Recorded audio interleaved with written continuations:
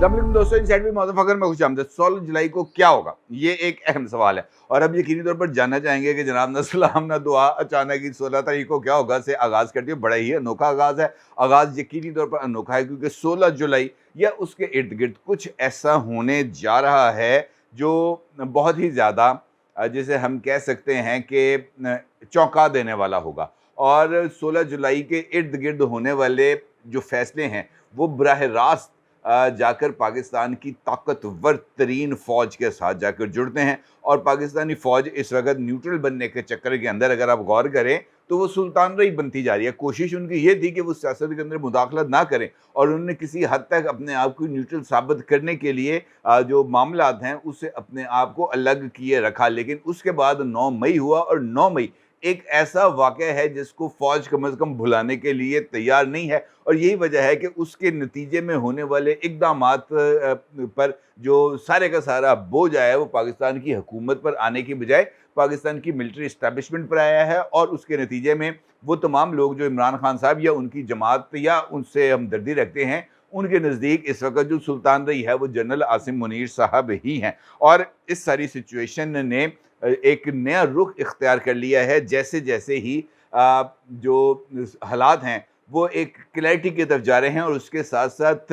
इस बात की तरफ भी अब इशारे वाज़ेह होना शुरू हो गए हैं कि अगस्त के आगाज़ में ही मौजूदा हुकूमत का क्रियाक्रम हो जाएगा और फिर उसके बाद एक निगरान सेटअप आ जाएगा। तो इसका मतलब ये है कि जो कुछ होने जा रहा है वो इसी जुलाई के इर्द-गिर्द होने जा रहा है और ये जो फ़ैसला जिसका मैंने आपके साथ 16 जुलाई के हवाले से ज़िक्र किया, उसके भी ताने-बाने जाकर 9 मई के वाक़यात से मिलते हैं। ये बात तो तय है, इसके ऊपर तो किसी को दो राय होनी नहीं चाहिए कि 9 मई से पहले हुकूमत ने वो कहते हैं ना पंजाबी च टिल दा जोर ला लिया कि जनाब इमरान खान को किसी न किसी तरीके से हमने शिकंजे में लाना है। लेकिन इमरान खान उनके शिकंजे में नहीं है, ये तो खुद इमरान खान ने बम को लात मार दी। ये तो खुद इमरान खान ने अपने लिए मुसीबतों का पहाड़ खड़ा कर लिया कि उन्होंने 9 मई के वाक़यात के ऊपर जो एहतजाज की जगह चुनी वो पाकिस्तान की एक जो है वो कंटोनमेंट थी और वहाँ पर जो अहम तरीन मिलिट्री इंस्टॉलेशंस थी वहाँ पर बाज़ाब्ता तौर पर अटैक किया गया और फिर उसके नतीजे में इमरान खान साहब की जमात के लोगों को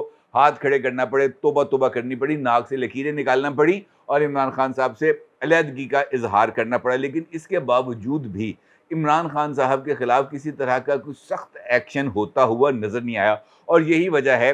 जिसकी वजह से वो तमाम लोग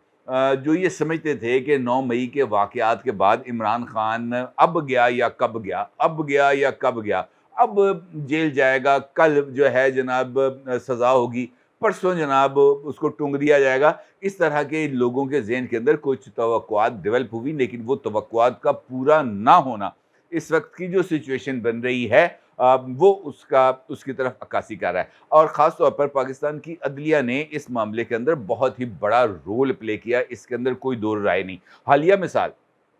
मिसाल तोशाखाना केस है, बाकी तो अपनी जगह पर चीज़ें चल रही हैं ना। नैब के अंदर नोटिस आते हैं, तलबी के नोटिस आते हैं, उनको मुअत्तल कर दिया जाता है, इमरान खान पेश हो ना हो उनको ज़मानत दे दी जाती है। कुछ ऐसी चीज़ें हैं जो ओपन एंड शट हैं, जिसके ऊपर किसी को कोई वो जो है ना वहम गुमान में नहीं हो सकता कि जनाब इमरान खान तो खुद इस बात का एतराफ़ कर चुके हैं नैब के सामने अपने रिकॉर्डेड बयान में और उस बयान के ऊपर खुद इमरान खान साहब ने दस्तखत भी किए हैं। उस बयान का जो ट्रांसक्रिप्ट है और उसके साथ-साथ उस जो तहकीकात की इमरान खान साहब से की गई उसकी वीडियो रिकॉर्डिंग्स भी मौजूद हैं और उसके अंदर इमरान खान साहब ने इस बात का एतराफ़ किया खुद कि हाँ, मैंने तोहफ़े लिए और उन्होंने इस बात का भी एतराफ़ किया कि ये तोहफ़ों की जो मालियत है ये कम ज़ाहिर की गई। अलबत्ता उन्होंने कहा कि जनाब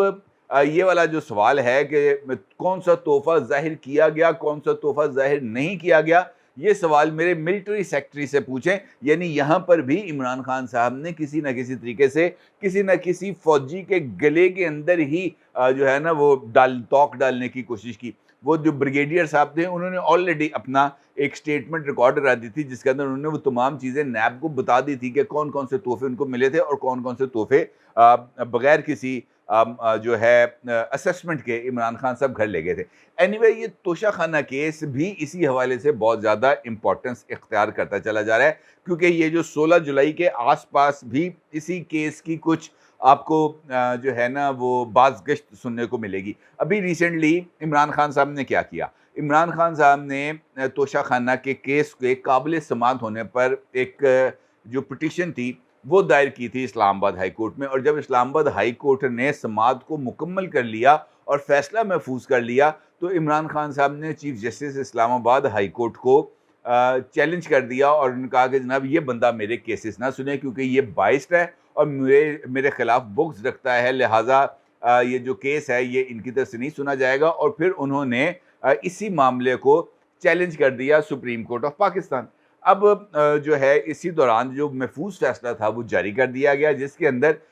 जो ट्रायल कोर्ट था उसको ये हदायत की गई कि इमरान खान की इस दरख्वास्त के जनाब ट्रायल कोर्ट को मुकदमा सुनने का इख्तियार है या नहीं, इस वाले पोर्शन का दोबारा जायज़ा लिया जाए और जो है उसके बाद दोबारा इस बात का फैसला किया जाए कि केस काबिल सुमत है या नहीं।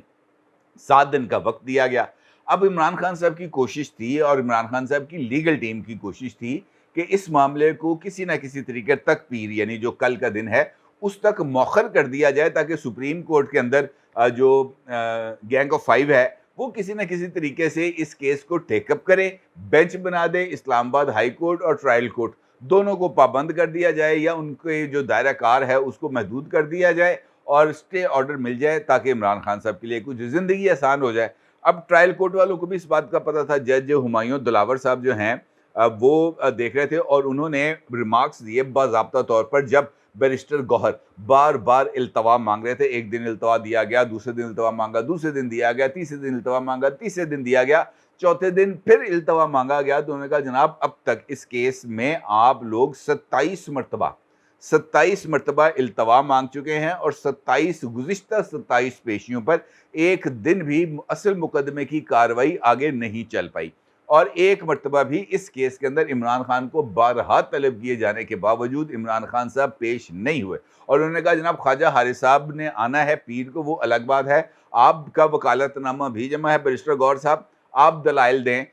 और जो है मामला हम लेकर आगे चलते हैं। बैरिस्टर गौहर ने कहा कि जनाब जो मैं नहीं, पहले आप जो है नैब के जो प्रोसिक्यूटर हैं अमजद परवेज़ साहब उनसे दलाइल ले लें। उन्होंने दलाइल दे दिए, फिर बैरिस्टर गौहर ने दलाइल दे दिए, फैसला महफूज हुआ और बाद में इमरान खान साहब की इस प्ली को रिजेक्ट कर दिया गया। अब इसके बहुत ज़्यादा इफ़ेक्ट्स हैं, क्योंकि अभी भी बहुत सारे लोग ये कहते थे कि जनाब सुप्रीम कोर्ट ही चले मामला पे। अब भाई नहीं पड़ा। टेक्निकली सुप्रीम कोर्ट में जो इमरान खान साहब ने दरख्वास्त दी थी वो गैर मौसर हो चुकी, क्योंकि वो जो दरख्वास्त दी गई थी वो इस्लामाबाद हाई कोर्ट को फैसले से रोकने के लिए दी गई थी, लेकिन उस दरख्वास्त के यानी जो सुप्रीम कोर्ट में दी गई थी उसके एडमिट होने से पहले ही इस्लामाबाद हाई कोर्ट ने फैसला जारी कर दिया और उस फैसले के ऊपर ट्रायल कोर्ट ने अमल दरामद करते हुए 7 दिन के अंदर अंदर अपनी जजमेंट भी दे दी। लिहाजा अब जो है वो जो दरख्वास्त इमरान खान साहब ने दी थी वो खुद ब खुद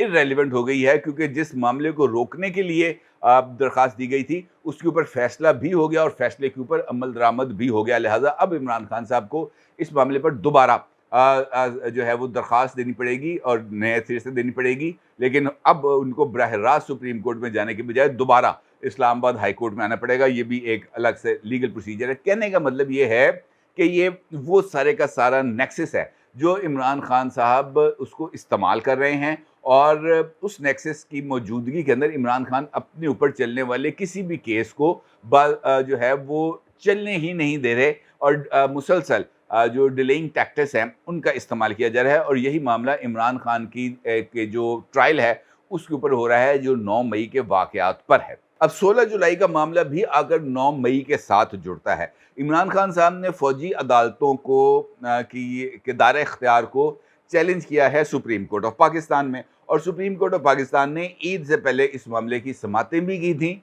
और इस बात का इजहार भी किया था कि जनाब इस केस को हम जल्द अज जल्द निपटाएंगे, ईद से पहले निपटाएंगे, मंगल को निपटाएंगे, बुध को निपटाएंगे, लेकिन ये मामला निपटा नहीं और उसके बाद फिर इस केस की जो समाअत है उसको मुलतवी कर दिया गया। अब इस केस की समाअत 16 जुलाई इसकी तारीख रखी गई है। फ़ौजी अदालतों के जो ट्रायल है उसकी जो समाअत है वो 16 जुलाई को होगी। लेकिन यहाँ पर भी सुप्रीम कोर्ट ऑफ पाकिस्तान के लिए एक बहुत बड़ी मुश्किल है, क्योंकि यही पिटिशनर यानी इमरान खान साहब आज से कुछ अरसा पहले एक इनकी तरफ से बतौर वज़ीर आज़म पाकिस्तान भी एक दरख्वास्त सुप्रीम कोर्ट में गई है। वो दरख्वास्त भी अभी सुप्रीम कोर्ट ऑफ पाकिस्तान में पड़ी हुई है और उस दरख्वास्त में इमरान खान साहब ने फ़ौजी अदालतों की ना सिर्फ हमायत की थी, बल्कि सुप्रीम कोर्ट ऑफ पाकिस्तान से इस्तदा की थी कि ये वाले जो मुकदमात हैं जहाँ पर रियासती इदारों को और रियासती तनसीबात को निशाना बनाया जाएगा, उनके जो मुकदमात हैं वो आम कोर्ट्स की बजाय मिलिट्री कोर्ट्स में चलेंगे और इमरान खान साहब के दौर में ये वाले मुकदमात भी मिलिट्री कोर्ट्स के अंदर चले। अब सुप्रीम कोर्ट इनफैक्ट कटहरे में आकर खड़ी हो गई है। कटहरे से मुराद ये है कि ये उसका भी इम्तहान है कि वो एक ही पिटिशनर की दो मुतज़ाद दरख्वास्तें हैं। एक दरख्वास्त के अंदर वही पिटिशनर ये कह रहा है कि जनाब ये वाला काम जो है वो दुरुस्त है, और फिर एक दूसरी पिटिशन दायर करता है कुछ वक्फे के बाद और कहता है कि जनाब ये वाला काम बिल्कुल ही गलत है, ये वाला काम ऐसे नहीं होना चाहिए। तो वो ये जो तज़ाद है फ़ौजी अदालतों के हक़ में दरख्वास्त और फ़ौजी अदालतों के ख़िलाफ़ दरख्वास्त, ये सुप्रीम कोर्ट ऑफ पाकिस्तान के लिए किसी न किसी लेवल पर कोई ना कोई रुकावट ज़रूर पैदा कर देगी। ये अलग बात है, ये अलग बात है कि मौजूदा क़यादत जो सुप्रीम कोर्ट ऑफ पाकिस्तान की है वो इंशाअल्लाह इसका भी कोई ना कोई रास्ता निकाल लेंगे। वो छड्डो मिट्टी पाओ की पॉलिसी पर अमल करेंगे। वो कहेंगे अच्छा, बड़ा अच्छा नुक्ता उठाया आपने, इसको भी रहने दें, इस पर बाद में बात करते हैं, आप कार्रवाई को आगे बढ़ाएं। और इस चक्कर के अंदर वो जो नुक्ता रहने दें उसकी कभी जो है ना वो नौबत ही नहीं आएगी, वो चीज़ कभी दोबारा ज़ेर समाअत ही नहीं आएगी। और ये वाला जो कार्रवाई है मिस्टर जस्टिस उमरता बंदयाल साहब की, ये माजी में कई मरतबा देखी गई जब वो कहते हैं कि जनाब इस नुक्ते पर हम बाद में बात करते हैं, अभी आप आगे चलें, तो वो नुक्ता जिस पे वो बाद में बात कर रहे होते हैं वो नुक्ता दोबारा कभी टेकअप नहीं होता। अब ये मामला यहाँ पर भी आएगा और वो इमरान खान के लिए किसी न किसी तरह की कोई गुंजाइश छोड़ेंगे। लेकिन मसला यहाँ पर यह है कि इमरान खान का ट्रायल कैसे होगा और कहाँ पर होगा। क्या इमरान खान का ट्रायल फ़ौजी अदालतों में होगा? और अगर फ़ौजी अदालतों में होगा तो ये जो सुप्रीम कोर्ट ऑफ पाकिस्तान है या कोई और इदारे भी हैं, वो इमरान खान साहब को के इस ट्रायल को रोकने के लिए हर एक एक्सटेंट पर जाएंगे। और उन्होंने अब बाज़ाब्ता तौर पर जो स्टेट है उसको ये बावर भी कराना शुरू किया कि हम अभी मौजूद हैं। ये इमरान खान की गिरफ्तारी का जो एक फ़ैसला अचानक जारी हो गया, ये इसकी एक पहली एक जैसे हम कह सकते हैं ना कि बारिश का पहला कतरा है। और ये इशारा दिया गया कि जनाब अभी हमारे पास बहुत सारा मवाद है, जो चीफ साहब ने यूट्यूबर्स के साथ मुलाकात में कहा कि फ़िक्र न करें, अभी तरकश में बहुत सारे तीर मौजूद हैं, एक एक करके चलाएंगे। तो ये पहला तीर उन्होंने चलाया। अब अगर इस ट्रायल के अंदर इमरान खान साहब को इन्वॉल्व करके, जिसके लिए इब्तिदा की जा चुकी है, इमरान खान साहब के ख़िलाफ़ 9 मई के वाक़यात में तकरीबन 6 मज़ीद मुकदमे इमरान खान के ख़िलाफ़ या इमरान खान को उन मुकदमात में दफ़ा सेक्शन 38 के तहत इमरान खान साहब को शामिल किया गया है। और उसके अंदर GHQ हमला केस भी है जिसको ऑलरेडी मिलिट्री ट्रायल के लिए भिजवाया जा चुका है। और इमरान खान का मुकदमा भी उसी इंसदाद दहशतगर्दी की अदालत में चलेगा, ये 9 मई के वाक़यात के ऊपर, जिसने ऑलरेडी इसी ट्रायल को भेजा है मिलिट्री कोर्ट्स में। लिहाजा ये तो मुमकिन नहीं है कि बाकी मुल्ज़मान के ट्रायल चले जाएँ मिलिट्री कोर्ट्स में, इमरान खान अकेले का ट्रायल इंसदाद दहशतगर्दी की अदालत में चले। और अगर ऐसा होता है तो फिर बाकियों के लिए भी गुंजाइश बन जाएगी कि वो यहाँ पर आएँ। अब इसकी 2 सूरतें हो सकती हैं। एक सूरत ये कि 16 जुलाई से पहले इमरान खान को गिरफ़्तार किया जाए और इमरान खान को गिरफ़्तार करके इंसदाद दहशतगर्दी की अदालत से ओके का साइन लिया जाए और इमरान खान साहब के केस को मिलिट्री ट्रायल के लिए भिजवा दिया जाए, इमरान खान को मुतलका कमांडिंग ऑफिसर के हवाले कर दिया जाए। और उसके साथ साथ ये जो मुख्तलिफ मुकदमात हैं, अगर वहाँ पर ज़मानत हो भी जाए तो ये नैब के अंदर तरामीम और दीगर चीज़ें ऐसी हो जाएगी जिसके ज़रिए आप इमरान खान साहब को अंदर रख सकते हैं। दूसरा ये है कि इमरान खान का जो ट्रायल है वो इंसदाद दहशतगर्दी की अदालत में चले और इमरान खान के मुकदमात, जिसके लिए लाहौर हाई कोर्ट के अंदर दरख्वास्त दे दी गई है कि सबको यकजा करके एक मुकदमा बना दिया जाए और उस एक मुकदमे का भी ट्रायल किसी स्पेशल जगह पर एक स्पेशल माहौल के अंदर किया जाए। और लतीफ़ खोसा साहब ने ये वाली एप्लीकेशन तैयार करके दी है, जिसकी समाअत भी ये जो कमिंग वीक है वहाँ पर होनी है। और उसके बारे में देखा जाएगा कि इमरान खान के ख़ास तौर पर 9 मई के वाक़यात के अंदर जो मुकदमे हैं उसका क्या फ़ैसला करना है। इसका मतलब ये है कि इस्टेब्लिशमेंट वर्सेस जुडिशरी, ये जो लड़ाई है ये अब एक ऐसे नुक्ते पर पहुंच चुकी है जहां पर किसी न किसी फरीक को खुल के सामने आना पड़ेगा। और किसी भी फरीक के खुल के सामने आने का मतलब, ख़ास तौर पर मिलिट्री एस्टेब्लिशमेंट का खुल के सामने आने का मतलब बहुत ही ज़्यादा भयानक हो सकता है। और उसका